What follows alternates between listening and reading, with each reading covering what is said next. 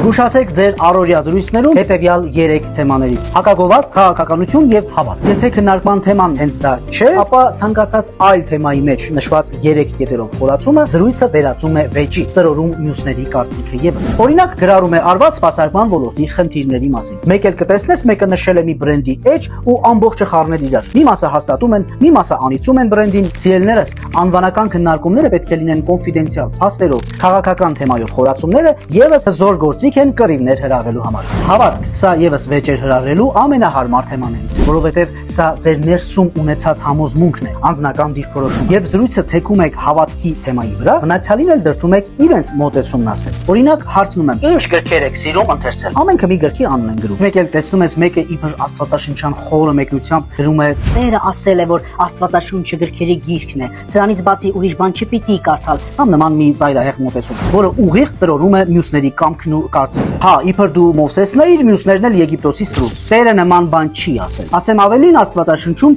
ոչ մի տեղ գրված չէ Աստվածաշունչ բառը առհասարակ։ Խոսելիս կարողացեք հստակ ու ճշգրիտ լինել, որովհետև Աստված կարևորում է խոսքն այնքան, որ ինքն իր խոսքը իրենից բարձր է դրել։ Այս սա ասվում է Սաղմոսներում։ Բայց վեճեր հրահրելու մասին որևէ հորդոր չեք գտնի այնտեղ։ Կգտնեք խորագետ լինելու մասին խրատներ, նաև մարդկանց հետ բարեկամանալ։